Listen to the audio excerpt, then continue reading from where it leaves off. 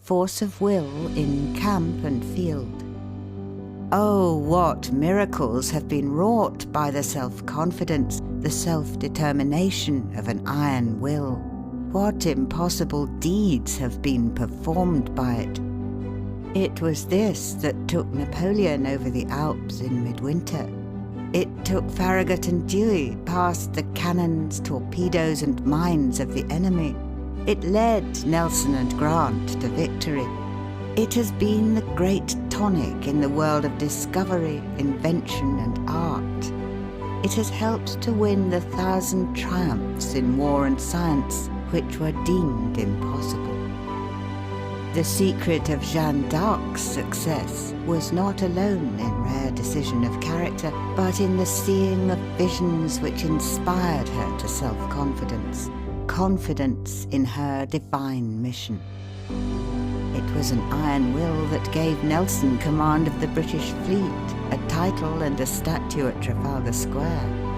It was the keynote of his character when he said, "When I don't know whether to fight or not, I always fight."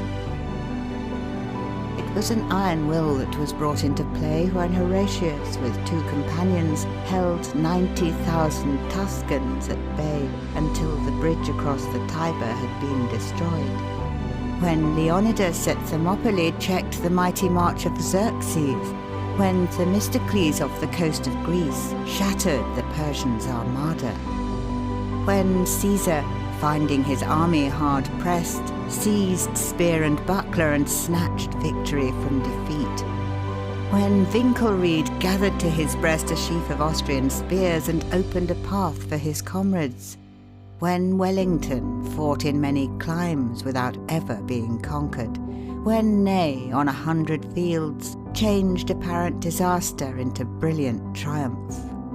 When Sheridan arrived from Winchester as the Union retreat was becoming a rout and turned the tide. When Sherman signalled his men to hold the fort, knowing that their leader was coming. History furnishes thousands of examples of men who have seized occasions to accomplish results deemed impossible by those less resolute.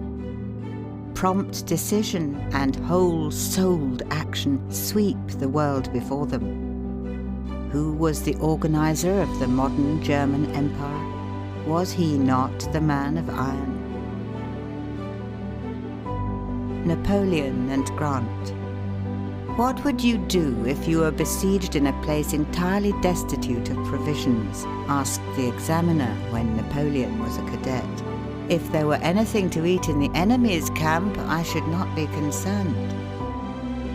When Paris was in the hands of a mob and the authorities were panic-stricken, in came a man who said, "I know a young officer who can quell this mob." Send for him. Napoleon was sent for. He came, he subjugated the mob, he subjugated the authorities, he ruled France, then conquered Europe. May the 10th, 1796, Napoleon carried the bridge at Lodi in the face of the Austrian batteries trained upon the French end of the structure. Behind them were 6,000 troops. Napoleon massed 4,000 grenadiers at the head of the bridge, with a battalion of 300 carbineers in front. At the tap of the drum, the foremost assailants wheeled from the cover of the street wall under a terrible hail of grape and canister and attempted to pass the gateway to the bridge. The front ranks went down like stalks of grain before a reaper. The column staggered and reeled backward, and the valiant grenadiers were appalled by the task before them. Without a word or a look of reproach, Napoleon placed himself at their head, and his aides and generals rushed to his side. Forward again over heaps of dead that choked the passage, and a quick run, counted by seconds only, carried the column across 200 yards of clear space, scarcely a shot from the Austrians taking effect beyond the point where the platoons wheeled for the first leap. The guns of the enemy were not aimed at the advance. The advance was too quick for the Austrian gunners. So sudden and so miraculous was it all that the Austrian artillerists abandoned their guns instantly, and their supports fled in a panic instead of rushing to the front and meeting the French onslaught. This Napoleon had counted on in making the bold attack. What was Napoleon but the thunderbolt of war? He once journeyed from Spain to Paris at 17 miles an hour in the saddle. Is it possible to cross the path? Asked Napoleon of the engineers who had been sent to explore the dreaded pass of St. Bernard. Perhaps, was the hesitating reply. It is within the limits of possibility. Forward, then.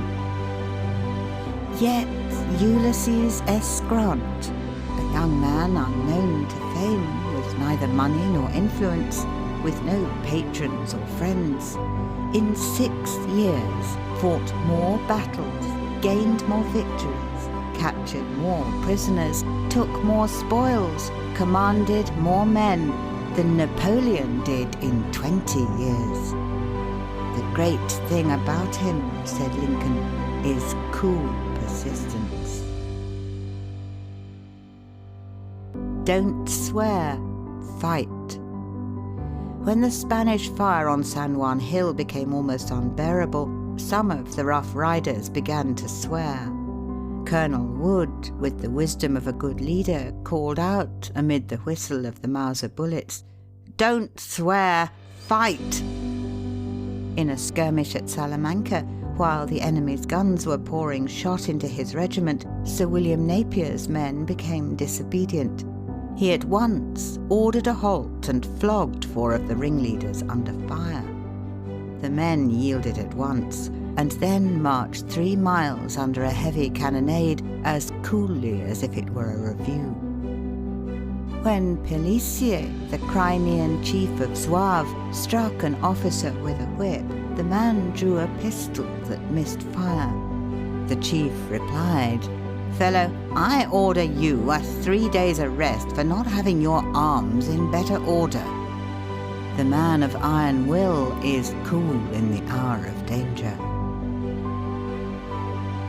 I had to run like a cyclone. This was what Roosevelt said about his pushing on up San Juan Hill ahead of his regiment. I had to run like a cyclone to stay in front and keep from being run over. The personal heroism of Hobson or of Cushing, who blew up the Albemarle 40 years ago, was but the expression of a magnificent willpower.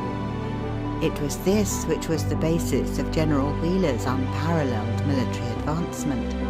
A second lieutenant at 23, a colonel at 24, a brigadier general at 25, a major general at 26, a corps commander at 27, and a lieutenant general at 28. General Wheeler had 16 horses killed under him, and a great number wounded.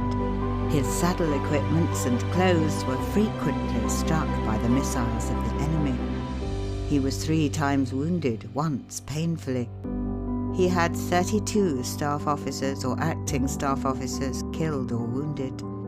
In almost every case, they were immediately by his side. No officer was ever more exposed to the missiles of death than Joseph Wheeler.